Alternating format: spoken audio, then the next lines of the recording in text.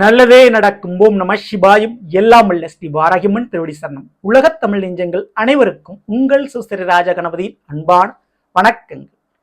இன்றைய பதிவில் வீடு முதல் விவாகம் வரை வெற்றியை கொடுக்கும் விருச்சிக செவ்வாய், ஆட்சியில் அமரப்போகும் அங்காரகன் என்று சொல்லக்கூடிய செவ்வாயினுடைய பெயர்ச்சி எந்த வருஷமும் இல்லாத அளவுக்கு இந்த வருஷம் ஒரு சிறப்பான ஒரு சம்பவம் நடைபெறப்போவது. காரணம், குரு பார்வை பெறப்போகிறார் அந்த செவ்வாய் பகவான். குருவினுடைய உச்ச பார்வையோடு சேர்த்து செவ்வாயினுடைய ஆட்சி பலமும் சேர்ந்து மிக முக்கியமா விருச்சிக ராசிக்காரர்களுக்கு ருச்சிக யோகத்தையும் அள்ளி கொடுக்கிறார் இந்த செவ்வாய் பகவான்.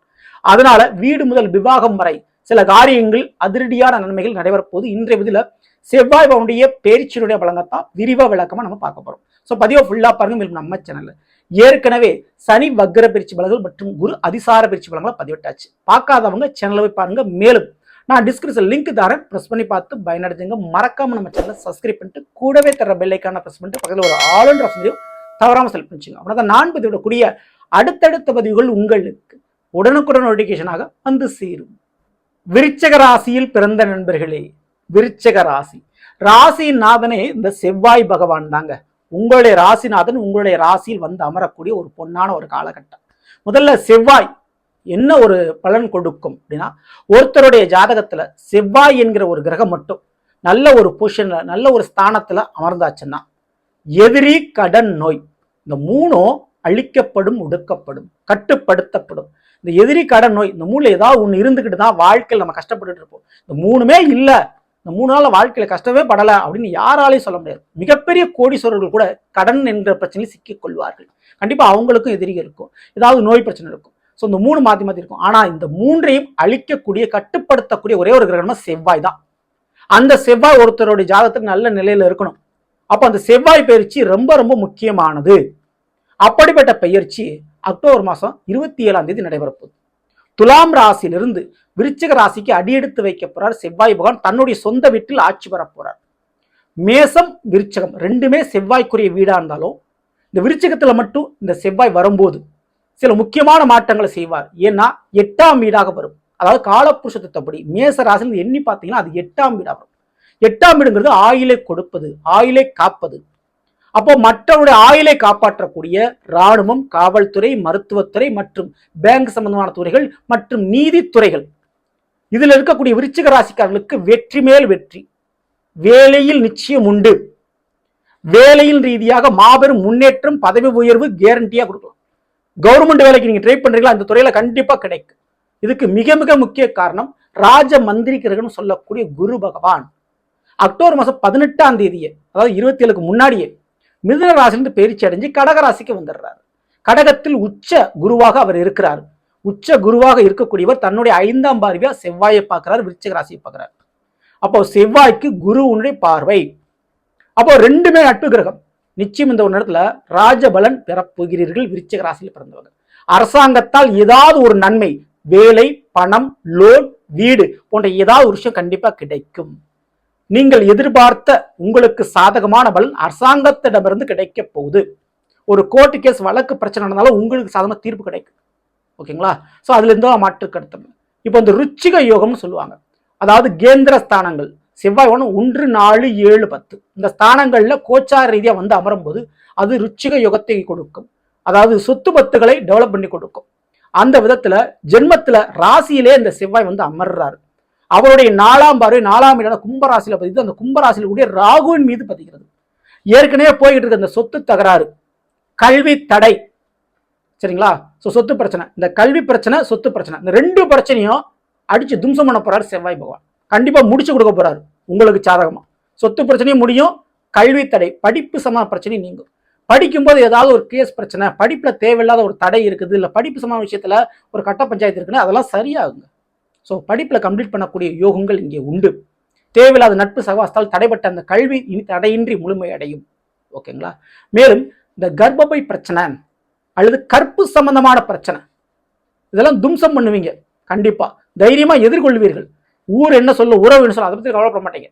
ஸோ உங்களுக்கு நீங்க நியாயமா உண்மையாக இருக்கிறீங்க. அதனால யார் என்ன பழிச்சொல் சொன்னாலும் உங்களுடைய வாழ்க்கையை நீங்க சொந்தமாக வாழ ஆரம்பிங்க. தைரியமா நீங்க வாழ ஆரம்பிங்க. அந்த தைரிய வீரியத்தை இந்த செவ்வாய் உங்களுக்கு அள்ளி கொடுப்பார். அதன் மூலமாக இழந்த அந்த ஒரு நல்ல ஒரு பெயரை நீங்க மீட்டெடுப்பீங்க. உங்களை நெருங்கி வரும் உறவுகள், உங்களுடைய உதவியை எதிர்பார்க்கும் உறவுகள் அப்படின்னு என்ன அர்த்தம்? நீங்க முன்னேற போறீங்க, நீங்க உயர போறீங்கன்னு அர்த்தம். ஸோ அப்படிப்பட்ட பெயர் புகழோடு பதவி வாய்ப்பு, கௌரவ வாய்ப்பு உங்களுக்கு கிடைக்கும். லேண்ட் ப்ராப்பர்ட்டி யோகங்கள் இருக்குங்க, சொத்து யோகங்கள் இருக்குங்க. மேலும் செவ்வாயினுடைய நேரடி 7ஆம் வீட்டுல பார்த்தீங்கன்னால மங்களக்காரக யோகம், திருமண யோகம், கண்டிப்பா திருமணம் நடக்க போது பெண்களுக்கு முக்கியமா விரைவில் திருமணம், திடீர் திருமணம் நடைபெறதுக்கு சான்சஸ் இருக்கு. வாழ்க்கை துணையால் சில நன்மைகளும் வரவுகளும் வருமானங்களும் உங்களுக்கு கிடைக்கும். நல்ல ஒரு நண்பர்கள்ட்ட நீங்க எதிர்பார்த்து நடக்கும். நீங்க உங்களுடைய சொல் பேச்ச உங்களுடைய உறவுகளும் நண்பர்களும் கேட்பார்கள், மதிப்பு கொடுப்பார்கள். ஸோ அதுக்கு ஒரு சான்சஸ் இருக்கு. அடுத்து 8ஆம் இடம் மிதுன ராசியில பதியுது. இது ரொம்ப ரொம்ப முக்கியமான ஸ்தானம். ஏன்னா அந்த 8ஆம் வீடு சமூக சேவை, தொண்டு, சர்வீஸ் அதெல்லாம் சொல்லக்கூடியது. அதன்படி விருச்சிக ராசியில பிறந்து நீங்க மருத்துவத்துறையிலையோ அல்லது காவல்துறையிலோ இருக்கீங்கன்னா நிச்சயம் உங்களுக்கு மிகப்பெரிய அளவு நன்மை, கௌரவ பதவிகள் சொல்லலாம், பரிசு விருதுகள் சொல்லலாம், அதெல்லாம் கிடைக்கக்கூடிய சான்சஸ் இருக்கு. முக்கியமாக வழக்குகளில் வெற்றி கிடைக்கும். அதே போல ஆடிட்டிங், அக்கௌண்ட்ஸ் சம்பந்தமான டிபார்ட்மெண்ட்ல இருக்கீங்க, நீதித்துறையில் இருக்கீங்கன்னா வழக்குகளில் வெற்றி உங்களுக்கு சாதகமாக கிடைக்கும். ஓகேங்களா? அல்லது உங்களுடைய பர்சனல் வழக்குகளே இருக்குன்னா அதுல வெற்றிகள் உங்களுக்கு கிடைக்கும். ஸோ இது போக நிச்சயமான முறையில் வாழ்க்கை துணையிடமிருந்து நீங்கள் எதிர்பார்த்த விஷயங்கள் உங்களுக்கு நடக்க போது. முக்கியமா வாழ்க்கை துணை ஆயுள் கெட்டியாகும். ஸோ கணவருடைய ஆயுள் தீர்க்கமடையும், அதற்கு சான்சஸ் இருக்கு. மேலும் வெளிநாடு சம்பந்தமான யோக வாய்ப்புகளும் மறைமுகமான வழிகளில் வர வேண்டிய பண வரவுகளும் உங்களுக்கு வந்து சேரும். ஸோ இதனால் வரைக்கும் ஒரு பணத்துக்காக, ஒரு வேலைக்காக, ஒரு சொத்துக்காக நீங்க ஃபைட் பண்ணிட்டு இருந்திருப்பீங்க. அப்படி எதுக்காக போராடிக்கிட்டு இருந்தீங்களோ, கஷ்டப்பட்டு இருந்தீங்களோ, சண்டை போட்டுக்கிட்டு இருந்தீங்களோ, அந்த ஒரு விஷயம் இப்போ சுமூகமா, சாதகமா உங்களுக்கு முடிய போகுது. ஸோ இப்படி இந்த செவ்வாயினுடைய பயிற்சிமா இவ்வளவு நன்மை கொடுக்கக்கூடிய காலகட்டத்தில் குருவினுடைய பார்வை செவ்வாய்க்கும், ராகுவுக்கு அதே செவ்வாயினுடைய பார்வையும் கிடைக்குது. அப்போ 3 கிரகத்தினுடைய மாறி மாறி தொடர்பு இருக்குது. அப்போ குரு பார்வை செவ்வாய், செவ்வாயினுடைய பார்வை ராகு. அப்போ இதனால என்ன கிடைக்கும், என்ன ஒரு நன்மை இருக்குது அப்படின்னா, கண்டிப்பா பிள்ளைகளால் ஒரு பண வரவுகள், பிள்ளைகள் விஷயத்துல ஒரு நன்மைகள், பிள்ளைகளால் ஒரு லாபங்கள், அதே போல வாழ்க்கை துணை, காதல் துணை ஏற்படுறதுக்கு வாய்ப்பு உண்டு. குடும்ப ரீதியா வருமானங்கள், குடும்ப ரீதியா புதிய வரவுகள் கிடைப்பதற்கு சான்சஸ் இருக்கு. அதே நேரத்தில் அது அப்படியே உங்களுக்கு ஒரு சொத்தாக, உங்களுடைய கடமை பூர்த்தி செய்வதாக மாறும். ஓகேங்களா? ஸோ உங்களுடைய கல்விக்கும் கல்யாணத்துக்கும் முடிய போகுது. வீட்டை கட்டிப்பாரு, கல்யாணத்தை முடிச்சுப்பாரு சொல்லுவாங்க. இது ரெண்டுல ஏதாவது ஒரு விஷயம் உங்க குடும்பத்துல நிச்சயமா அந்த செவ்வாயினுடைய பயிற்சியால் நடந்தே தீரும். அது உங்களுக்கு, அது உங்க பிள்ளைகளுக்கு, அது உங்க கூட பிறந்தவங்களுக்கு குடும்பத்துல கண்டிப்பா இது நடக்கும். ஸோ அதுல எந்த மாற்று கருத்து இல்லை. சரி, இந்த இப்படிப்பட்ட ஒரு தருவாயில் நீங்க என்ன பண்ணணும்? விருச்சிக ராசிக்காரங்க, உங்களுடைய ராசிநாதன் செவ்வாய், அதுல மறந்துடாதீங்க. ஸோ உங்களுடைய ராசிக்கு மட்டுமல்ல, 6ஆம் வீடான மேஷத்திற்கும் அவர் அதிபதி. அப்போ வேலையில நிச்சயம் ஒரு ஸ்திரத்தன்மை ஏற்படும். பெர்மனன்ட் போஸ்ட், நிரந்தரமான ஒரு போஸ்ட் கிடைக்கிறதுக்கு வாய்ப்பு உண்டு. வேலை ரீதியான ஒரு முன்னேற்றம் இருக்கக்கூடிய வாய்ப்பு உண்டு. ஸ்திரமாகும், உங்களுடைய ஜாப் வந்து ஸ்டாண்டர்ட் ஆகும். அதே நேரத்தில் கடனாளி ஆகிறதுக்கு வாய்ப்பு இருக்கு. எதிர்பாராத கடன் உங்களுக்கு உருவாகிறதுக்கு சான்சஸ் இருக்கு. சின்ன ஒரு விபத்துகளோ அல்லது தேவையில்லாத ஈகோ, கௌரவ பிரச்சனைக்காகவோ, நான் கொடுத்த வாங்க காப்பாற்றுறதுக்காகவோ சில கடன் வாங்கி சில செலவுகள் செய்வீங்க. அதுல மட்டும் கண்ணும் கருத்துமா இருந்துங்க. வண்டி வாகனத்தை ஓட்டும் போது கொஞ்சம் கவனத்தோடு ஓட்டுங்க. சில பொருட்களை கையாளும் போது அது தவறுதலாக அந்த பொருள் டேமேஜ் அடைஞ்சு அதனால ஃபைன் கட்ட வேண்டியது போன்ற சூழல் ஏற்படலாம். ஓகேங்களா? ஸோ இந்த விஷயத்தெல்லாம் கண்டிப்பாக விருச்சிக ராசிக்காரங்க கோவத்தையும் வேகத்தையும் கொஞ்சம் குறைச்சிக்கிறது கொஞ்சம் நல்லது. சரிங்களா? ஸோ மற்றபடி பயப்பட வேண்டாம். ஆனால் அதுவே நீங்க எதிர்பார்த்த கடன் தான், எனக்கு கடன் வேணும் அப்படின்னு நினைக்கிறவங்களும் அந்த கடன் கண்டிப்பாக கிடைக்கும். ஓகேங்களா? ஸோ இப்போ நீங்க மிக முக்கியமாக பண்ண வேண்டிய ஒரு வழிபாடு அப்படின்னா, நிச்சயம் செவ்வாய்க்கிழமையில் அது சஷ்டி திதி என்று முருகப்பெருமானுக்கு செவ்வரளி மாலை சாற்றி வணங்குவது, குறிப்பிட்டு எலும்புச்சம்பள மாலை அணிவித்து வணங்குவது மிகப்பெரிய அளவு ஒரு மாற்றத்தை, ஒரு தைரியத்தை, ஒரு வெற்றியை உங்களுக்கு ஏற்படுத்தி கொடுக்கும். தவறாம இதை நீங்க பண்ணீங்க. ஸோ நல்ல நாம் இன்று விருச்சிக ராசியில் பிறந்தவர்களுக்குரிய பலனை பற்றி பார்த்தது நிச்சயமா உங்களுக்கு பயனுள்ள பதிவார்கள். பிடிச்சிருந்த லைக் நண்பர்களுக்கும் உறவுகளுக்கும் மறக்காமல் ஷேர் செய்யுங்கள். இதுவரை நம்முடைய சேனலை சப்ஸ்கிரைப் பண்ணாமல் சப்ஸ்கிரைப் பண்ணீங்க.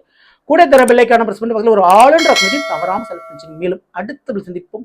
நன்றி, வணக்கம். நல்லதே நடக்கும். நம சிவாயும். எல்லாம் வல்ல ஸ்ரீ பாரகியும் திருவடி சரணம்.